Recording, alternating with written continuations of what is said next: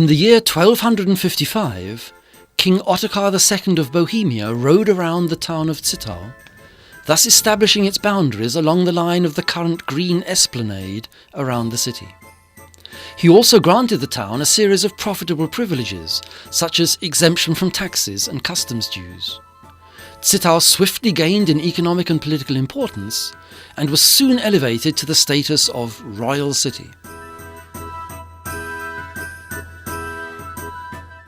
An imposing section of the city wall, the Fleischerbastei or Butcher's Bastion, is the sole remaining of some 13 such defensive bulwarks built between 1513 and 1562.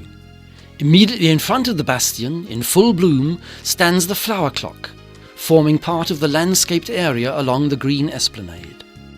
Zittau is also known as the Town of Fountains. This little chap is the grinder man. Hercules is here in the process of slaying the many-headed Cerberus. This particular fountain dates back to 1708.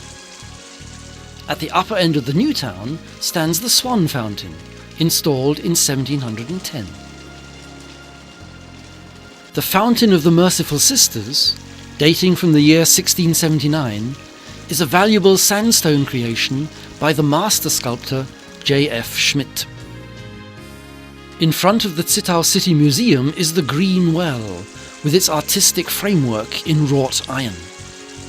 The Roland Fountain dates as far back as 1585. The fruit, ears of grain and weaving shuttles symbolize the former sources of the town's wealth.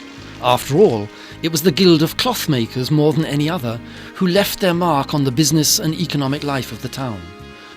The Weberstraße or Weaver's Street, the Webertor or Weaver's Gate, and the Weaver's Church are all reminders of how important a part crafts played in Zittau's development.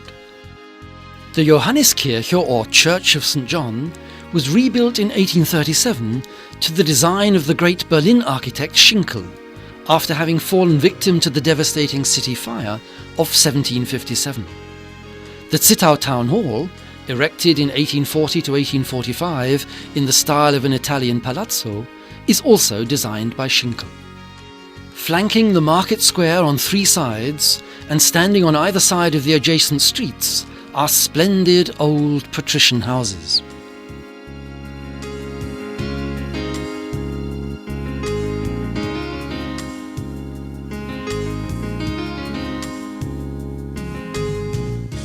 From the year 1548 onwards, Nikolaus von Dornsbach was mayor of Zittau for 10 years in a row.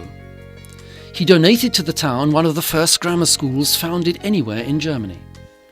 Built from 1571 on the grounds of the cloister belonging to the commandery of the Knights of St. John, the school was dedicated in 1586. In the immediate vicinity stands the monastery church. Within the walls of the adjoining Franciscan friary is now housed the City Museum. Among the latter's many exhibits, however, you will not find Zittau's most famous treasure.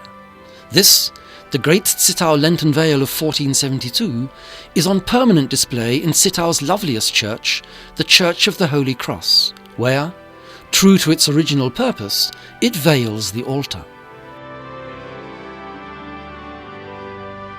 For those who prefer their culture on the stage, the small but well-established ensemble of Zittau's Gerhard Hauptmann Theatre presents plays from a wide variety of genres. On the shelves of the Christian Weise Library can be found not only a rich stock of current books and writings, but also key historical documents from earlier centuries. The library is now housed in the former town arsenal.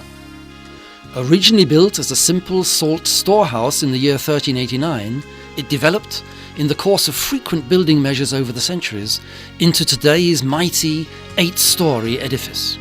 Zittau is an historic town, with many buildings of great interest from over the centuries.